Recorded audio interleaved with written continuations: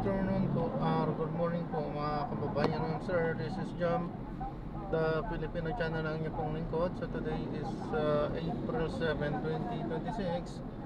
Tayo ngayon ay papunta dyan sa may Old Santa Mesa po yan, Road, Barangay 592, Sampaloc, Manila. At dadalhin po natin yan sa may Centuria Medical Makati, sa may Poblasyon Makati po yan.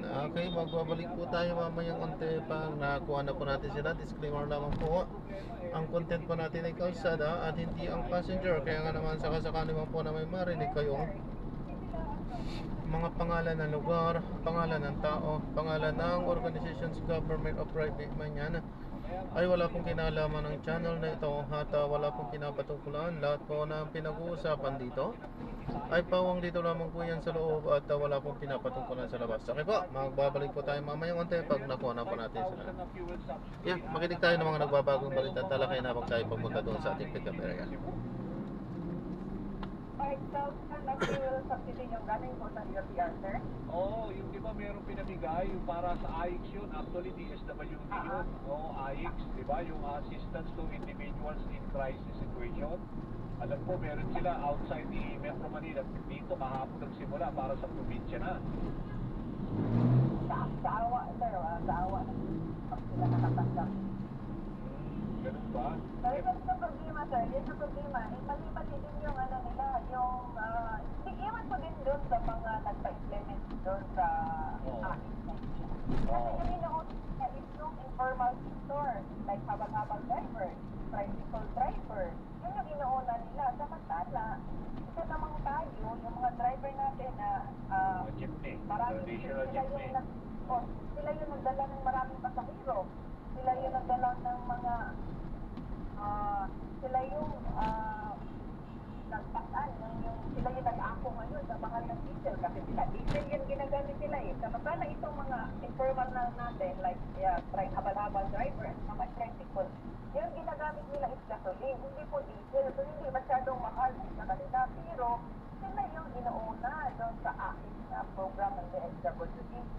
So yun ang tanong, yun yung mga operator nito, yun po yung tanong nila, hindi nila maintindihan kung bakit gano'n yung nasa government natin ngayon. Walang tamang plano. Pero Ellen, wala bang, let's say, mga LGUs nyo dyan? Alam ko, di ba, meron sila mga operational libreng sakay? Wala ka nararamdaman din na gano'n? Parang tulong dun sa mga mananakay? Mayroon silang libreng sakay, sir, like dito sa province, no?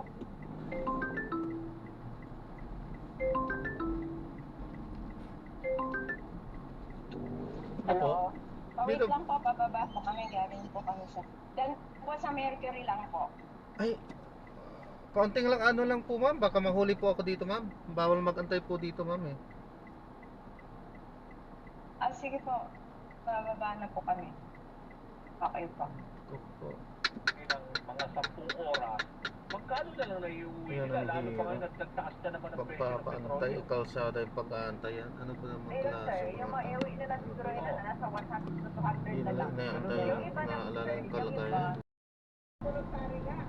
So, ay minsan nga may nireport nila sa authority, pero yung voluntary sir namin, sir, sinabihan namin, pinaalam namin sa aming regional directory, na ito na lang talaga ang mangyari. So, sabi niya, basta walang magreklamo, okay lang, ibigay ko. Pero ang nangyari, sir, meron tayo nagpasara na hindi kami maintindihan. So, ang ginawa namin, sir, negative pa kami, galing na sa punto namin yung reserve pa namin yung pinagpasabi namin, tumigil kami sa operation, wala kaming magawa, sir. Okay, bali Luz Bibinta, tanong ko lang, sabi mo, noong April 2, naghinto na kayo ng inyong operation, no? Diyan mismo, nandiyan sa Cagayan de Oro, tama ba? Kaya may meeting kayo dyan? Oh, pero, Hindi, kung iba na lang yung a-attend doon, kung ako pa rin yung kasi yung ano, yung garahe, pagkagarahe nila, yung ibig sabihin, yung boundary. Pwede rin ho ba sa inyo yun? Ano ho? Hindi na sinabi na, ano, sir, doon dito sa atin, may, ano tayo, may kupad. Pero nung ngayon, sir, wala pa rin.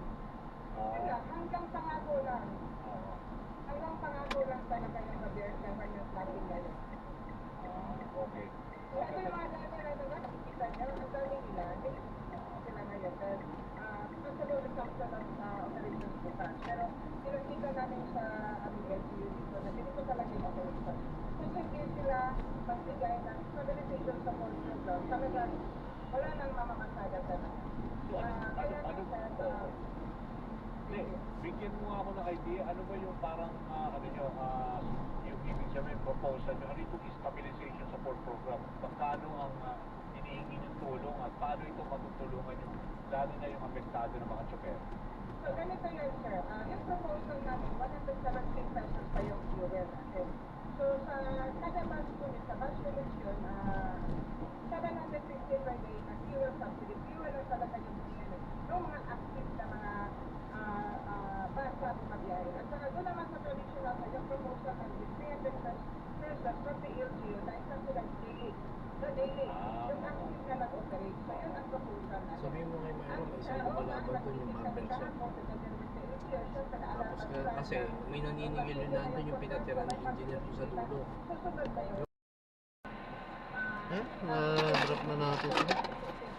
Maraming salamat po sa panonood hanggang sa muli po. Ingat at God bless. Paalam po muna para samantala tayo gagawin ng ibang video sa ating susunod na mission. Paalam po. Local government unit, ito nga 16 million pesos na for 26 days, anong tsansa? Sabi nila na kahapon, pero nag-meeting kami sa City Working Group, i-upload nila ngayon, depende kung ano yung mapag-usapan nila. Yan bang proposal natin or maliit or mas malaki pa dyan. Depende na yan sa kanila kasi ngayon kanila i-discuss yung proposal namin.